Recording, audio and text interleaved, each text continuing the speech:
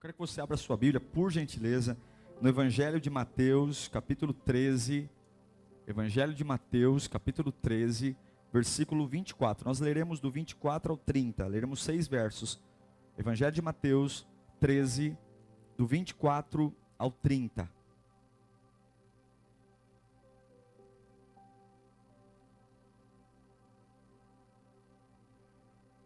Podemos? Quem está comigo aí? O texto diz: propôs-lhes outra parábola. Jesus contou outra parábola, dizendo: o reino dos céus é como um homem que semeou a boa semente em seu campo. Mas quando todos dormiam, veio o seu inimigo e semeou o joio no meio do trigo e se foi. Quando o trigo brotou, formou espigas, o joio também apareceu.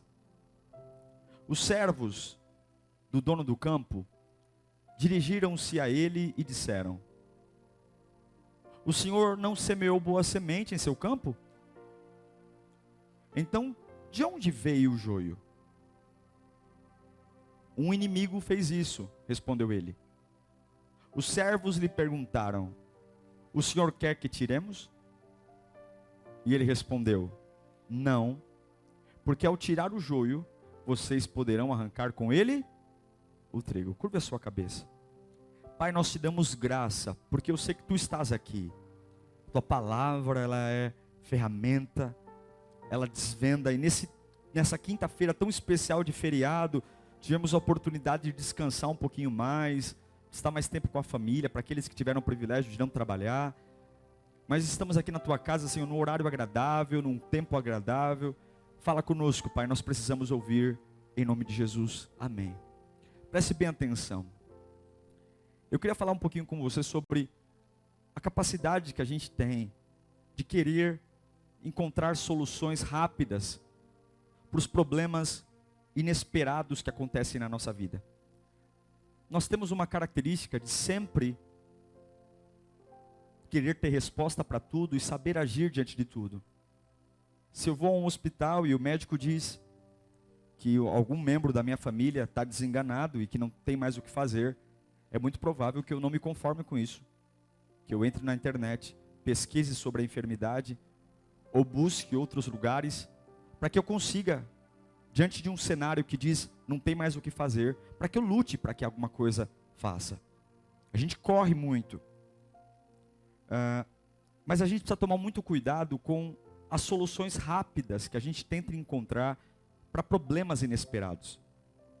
Para as coisas que simplesmente estava tudo bem, e de repente, alguém morre, alguém está doente, uma dívida, uma calúnia, uma situação que foge do meu controle, e eu sou tentado a encontrar, da mesma velocidade que o problema chegou, eu sou tentado a encontrar uma saída e uma resposta no mesma rapidez e na mesma altura. A parábola que Jesus conta, ele diz que havia um campo, e esse campo ele compara ao reino dos céus. Havia um campo de trigo, e dentro desse campo de trigo, um problema inesperado aconteceu. Alguém de madrugada, sem pedir permissão para ninguém, foi lá e jogou uma semente de joio. Quando constataram que no campo de trigo havia joio, a primeira decisão dos senhores, dos servos, foi dizer: a gente pode arrancar? Porque aparentemente a decisão mais rápida e que mais atende o problema que chegou inesperadamente é ir lá e arrancar. Se plantaram algo errado no meu campo, a minha resposta mais ágil e coerente é ir lá e arrancar o que fizeram de errado. E surpreendentemente, o dono do campo disse: não arranquem. Deixa que cresçam juntos. Deixa que desenvolvam. Por que é perigoso tomar decisões rápidas? Por que é perigoso tentar encontrar soluções para aquilo que a gente sente? Porque tudo que é inesperado vai gerar em você uma opinião, e nem sempre essa opinião é a correta. Tudo que acontece que você não previa, vai gerar um pânico. E no meio dessa crise, você está mais preocupado, não com o futuro, mas você quer se livrar de algo. E talvez, eu deveria ligar e não ligo. Talvez eu deveria ser mais prudente e não sou. Talvez eu deveria fazer alguma coisa e eu não faço, ou deveria não fazer e faço. Mas por conta desta pressão, desse problema inesperado, eu sou motivado a freneticamente tentar encontrar uma saída e uma resposta. Porque é muito difícil ficar quieto quando existem problemas inesperados. É muito difícil porque a gente está condicionado a ter que resolver. É muito difícil quando não há o que fazer, eu simplesmente ficar quieto. Mas aí eu olho para a palavra. A Bíblia nos ensina no Salmo 46, versículo 10. Parem de lutar. Parem de lutar. Saibam que eu sou Deus. E querendo você ou não, serei exaltado entre as nações. Serei exaltado na terra. Existe, irmãos, um rastro enorme de cadáveres emocionais. De problemas que simplesmente poderiam ter sido resolvidos com uma tranquilidade muito grande, mas por conta dessa pressão de encontrar soluções rápidas e não saber ficar quieto, existe um rastro de cadáveres financeiros, familiares, emocionais, tudo causado por um inimigo terrível. A solução rápida. A ideia de que eu tenho que fazer alguma coisa agora. A ideia de que eu tenho que me posicionar agora, a ideia que eu tenho que falar agora, a ideia que eu tenho que falar agora, porque se eu não falar agora, alguma coisa vai acontecer, alguma coisa vai chegar e vai tudo piorar. Provérbios capítulo 19, versículo 2, Salomão vai dizer que não é bom ter zelo sem conhecimento, não é bom cuidar de alguma coisa sem refletir, nem ser precipitado e perder o caminho. Sugestões ou decisões rápidas põe você para agir sem pensar, faz você agir com o impulso de se livrar de algo que você não quer, mas você simplesmente não sabe para onde está indo. E a precipitação, ela é a mãe do fracasso. A precipitação é a mãe do fracasso, ela destrói, arrebenta tudo, porque a gente é condicionado a fazer primeiro e pensar depois, a agir primeiro e pensar depois. E estamos sempre arrependidos, sempre frustrados, sempre dizemos o que eu fiz, o que eu falei, o que eu escrevi. Me lembro que no meu ministério tudo foi muito precoce, muito cedo. Eu assumi liderança com 13 anos, eu liderava o ministério de louvor da igreja, com 13 anos, porque a banda inteira tinha ido embora da matriz. E com 13 anos só sobrou eu, e eu montei o ministério de louvor. Eu liderava gente muito mais velha do que eu. Com 23 anos, assumi a igreja de Carvalho, e com 27 anos assumi a presidência da igreja. Com 27 anos, eu não tenho a cabeça que tenho hoje eu não tinha quando tinha 27. Comprei brigas terríveis, mandei e-mails que não deveria, assumi posturas que não deveria ter, tudo porque eu não tinha maturidade para lidar com os cenários adversos. E se eu tivesse com 27 anos a cabeça que tenho hoje, eu teria me livrado de muitos problemas. Eu teria não mandado menos e-mails. Eu teria colocado menos raiva naquilo que eu escrevia. Me lembro de muitas vezes em discussões com pastores, porque eu era o pastor mais novo, e eu achava que, porque agora eu era o presidente, eu tinha que mostrar que eu estava ali, e eu não precisava fazer nada disso, mas a imaturidade, ouvir coisas e querer me posicionar. Me lembro de muitas vezes escrever e-mails com raiva. Me lembro de muitas vezes digitar coisas que quando eu enviava, e depois no outro dia ia ler o que enviei, e eu fiquei com vergonha do que eu escrevi. Eu dizia, como é que eu pude escrever isso? Como fui tão tolo?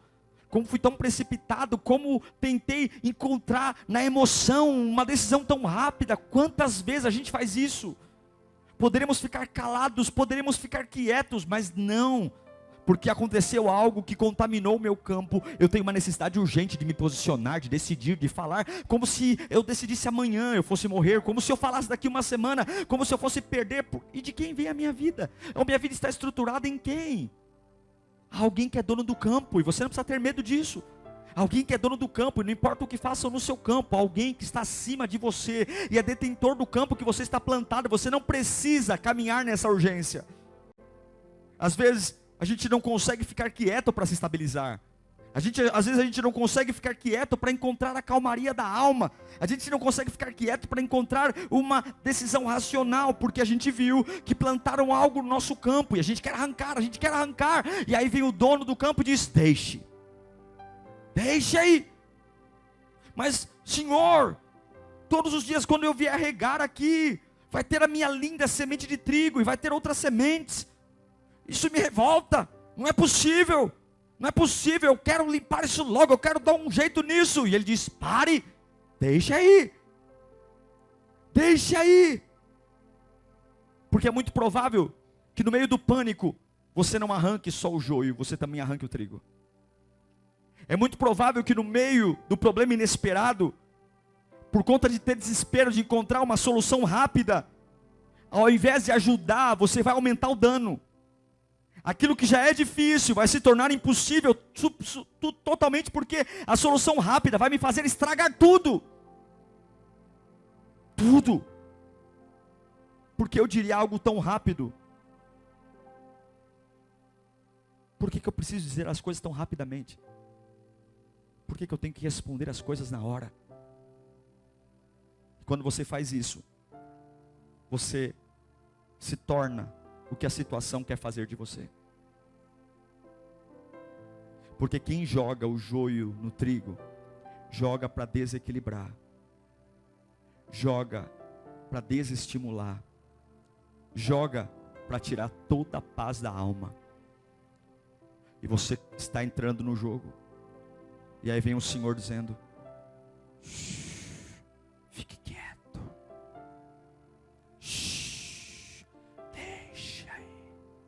Suas mãos são brutas, você não sabe resolver isso.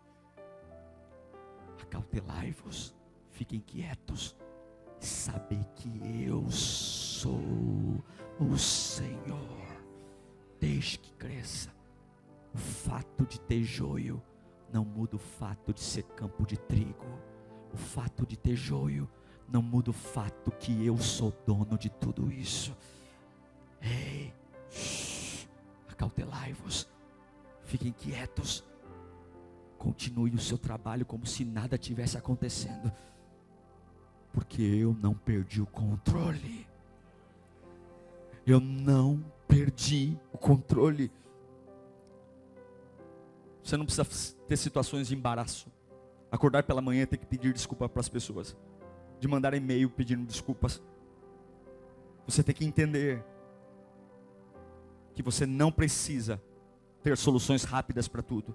Cuidado com as soluções rápidas, porque elas vão te dar respostas breves, respostas tiradas sob pressão, porque você quer consertar as coisas rapidamente. Rapidamente eu quero consertar as coisas, porque quanto mais rápido eu consertar, tudo vai ser melhor. Só que nem tudo você conserta rapidamente, porque você quer paz. Eu quero paz, eu quero olhar para esse joio, para esse campo de trigo e só quero trigo, mas não existe paz sem conflito. Não existe paz sem batalha. Não existe paz sem persistência. A paz é dada por um príncipe, conquistada por um sangue. Não existe paz e ninguém recebe colheita sem conflito.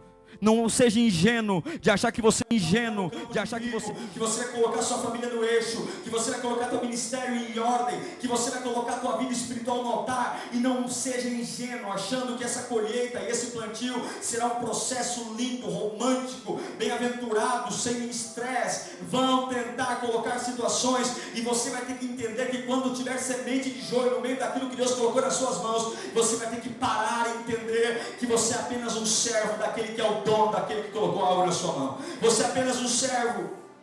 Não existe colheita sem conflito.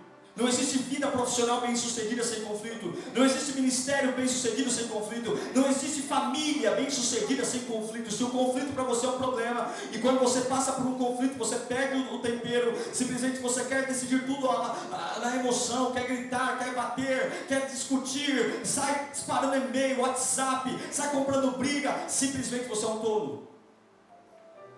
É um tolo. Porque junto com aquilo que você vai arrancar, você vai arrancar o precioso de Deus da sua vida também. O dono diz: não arranque, porque nessa fúria de arrancar, você também vai arrancar trigo. Deixa que cresça. Será que você tem essa paciência hoje? Para acalmar o coração e perguntar para Deus: o que você quer que eu faça, Senhor, para que isso se resolva? O que o Senhor quer que eu faça para que eu te agrade nessa situação? Não é o que eu quero, não é o que eu sinto, não é o que eu desejo, mas o que eu preciso fazer para que o Senhor continue reinando nessa situação? Você está disposto a ouvi-lo? Eu não sei porque eu estou pregando isso, mas eu tenho um sentimento que nós precisamos parar para ouvi-lo, parar, porque estamos sendo iscas do inferno. Todas as suas crises particulares, teu casamento, teus filhos, teu trabalho, tuas finanças, todas elas, sempre vai ter um sentimento estranho, um sentimento exigindo de você uma postura, e Deus está dizendo: deixa isso de lado, deixa isso de lado. É difícil, mas deixa isso de lado. Não ligue, não escreva, não tente colocar nada em ordem, não tente consertar nada, não perca as estribelas, não grite, não reaja, não responda, apenas deixe de lado, apenas deixe de lado, deixe de lado. E você vai viver o Salmo 46:10. Aquietai-vos e saber que eu sou Deus. Aquietai-vos. Eu sou maior do que o joio. Eu sou maior que os seus problemas. Eu sou maior que as suas circunstâncias. Aquietai-vos. Eu sou maior que a sua situação, e essa batalha não é sua. Você não precisa se lidar com isso agora. Você não precisa se desgastar com isso agora. Você não precisa gastar sua energia com isso. Você não precisa se mover, porque o fato de ter joio aí é estranho, mas não muda em nada o propósito que eu tenho para a sua família, para a sua vida, para o seu trabalho. Nada disso. Não saia do caminho, não saia do eixo, não saia. Deixe isso de lado. Deixe isso de lado. Deixe isso de lado. Vai ter danos bilaterais. Se você quer fazer o que você quer fazer, acredite no que eu estou dizendo. Acredite, você vai destruir outras coisas. Deus é um cirurgião que, quando há um câncer no fígado, Ele sabe tirar o câncer no fígado sem comprometer os outros órgãos. Ele sabe arrancar o problema sem destruir. Você não sabe, eu não sei. Nessa ânsia de resolver, a gente arranca o que os nossos olhos ampliam e começamos a destruir coisas preciosas. Lutamos para consertar coisas, e o preço é perder a nossa santidade, perder a nossa adoração. Já estamos freneticamente lutando para resolver problemas que não eram nossos, e não oramos mais, não jejuamos mais, simplesmente não temos mais devoção a Deus. Conseguimos arrancar o que nos incomodava, mas destruímos tudo que estava plantado à sua volta. E Deus manda dizer: cuidado com as soluções rápidas. Se você se intrometer no que Ele tem que fazer, você vai destruir. Deixe de lado. Deixe que ambos cresçam. Deixe que ambos cresçam. E no tempo certo, Ele vai lidar com isso. Fique quieto. Confie nele. Confie nele. A pressa é sua. Essa luta é de Deus. Não é sua. Eu não sei o que você está atravessando na sua vida. Eu não sei o que você está lidando nesse momento, mas qualquer coisa que tenha tentado abalar a sua fé, abalar você, tentado te cegar, cobrando de você uma atitude, cobrando de você um posicionamento, e aí você não vai dizer nada, e aí você não vai falar nada, e aí você não vai se defender, você não vai lá, pede a demissão. Eu não sei quem você está ouvindo, mas o meu Deus me trouxe aqui para dizer: deixe de lado, porque essa batalha não é mais sua. Havia uma proibição para arrancar o joio. Deus disse: não arranque. À primeira vista, o zelo natural era a melhor ideia. A melhor ideia era arrancar. O sentimento era esse. Porque se há algo errado, a gente vai lá e tira o algo errado. Mas Ele ele diz: não, não. Hoje tem muitos cristãos indignados, inquietos, cobrando de Deus uma postura, dizendo: como é que o Senhor me permite passar por isso? Como é que o Senhor me permite viver o que estou vivendo? Como é que o Senhor me permite? E Ele está dizendo para você o que Ele disse para essa parábola: o reino dos céus é semelhante a um campo de trigo que vem alguém à noite e joga uma crise inesperada. E sabe o que a crise muda em relação ao que Deus tem para você? Nada. Deixe que cresça. Deixe que cresça. Deixe que cresça. Sabe qual é a maior resposta para os seus problemas inesperados? Diga para eles: Deus não tem pressa. Fala comigo: Deus não tem pressa. Pressa quem tem somos nós. Deus não tem pressa. Deixa que cresçam juntos. Está tudo bem. Deixa que cresçam juntos. Está tudo certo. Deus não tem pressa. Calma teu coração. Deus não tem pressa. Deus não tem pressa. Deus vai dar a vitória se você acreditar. Aguarde o cumprimento do propósito. Aguarde. Que você clame a Deus para que Deus te dê estrutura. Para que você não tome decisões precipitadas. Para que você não estrague coisas preciosas que Deus te deu, simplesmente porque há uma urgência no seu coração. É como pegar um carro. Isso acontece muito comigo, não sei se já aconteceu com você. O GPS é programado para te dar o destino, e não detalhes. Então, quando você está numa rodovia muito longa, o GPS vai dizer para você: entre daqui a 11 quilômetros. 11 quilômetros é uma distância relevante. Ele não fica dizendo a cada 100 metros, entre a 11 quilômetros. Ele fala uma vez: entre a 11 quilômetros. E ele só vai voltar a falar com você quando esses 11 quilômetros estiverem acabando, e você vai dizer, ele vai lembrar: entre a direita. O problema é que a nossa vida com Deus é assim. Deus diz: eu estou com você, mas eu preciso que Ele esteja sempre me lembrando que está comigo. O GPS te lembra a cada 100 metros que é daqui a 11 quilômetros? Ele fala uma vez. Ele fala uma vez: daqui a 11 quilômetros, entre. Acabou. E você não tem que fazer mais nada. Continue firme no caminho. Porque não há por que falar mais nada. Não tem mais o que ser dito. Só daqui a 11 quilômetros. Mas nós queremos que ao tempo inteiro Deus, como um GPS, fique me lembrando: é 11 quilômetros, viu? É 11 quilômetros, viu? É 11 quilômetros. E Ele não vai dizer. O GPS não diz para você: está quente aqui dentro, o ar-condicionado, liga o ar-condicionado. O GPS manda você ligar o ar-condicionado? O GPS diz que o teu banco está desconfortável? Porque o GPS só tem um propósito: de colocar você no lugar que você nasceu para estar. O conforto do caminho é você que obtém.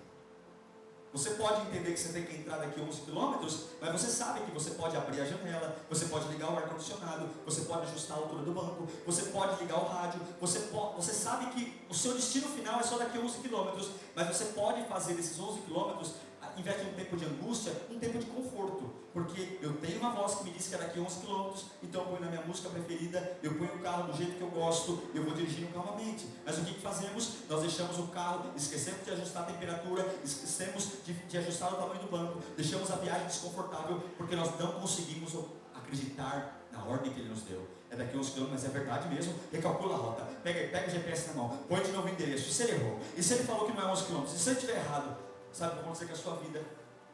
Você vai entrar antes da hora. Você vai arrebentar com o teu casamento. Você vai arrebentar com a tua casa. Você vai arrebentar com o teu ministério. Porque Deus não tem pressa. Se é só daqui a 11 quilômetros, Ele não vai ficar te lembrando a cada 50 metros. E se você não consegue confiar em Deus assim, sinto dizer, o problema é seu. Porque Deus não vai mudar a essência por um capricho nosso. Deus não vai mudar a essência dele, porque simplesmente eu não consigo confiar. A falta de confiança não é um problema de Deus, é um problema meu. Porque todas as promessas já foram dadas. Ele já mandou Jesus, Ele nos deixou o Espírito Santo, nós temos uma igreja, acabamos de adorar. Se com tudo isso eu não consigo acreditar, não é um problema dele, é um problema meu. Isso é um problema meu. Todo problema que começa com eu é meu, eu resolvo. Ele não vai ficar lembrando você do que Ele já disse. Então, quando o trigo e o joio estiverem juntos, e o coração disser para você: faça algo, pare e lembra que aquele que começou a boa obra, Ele é fiel e justo para completá-la na sua vida.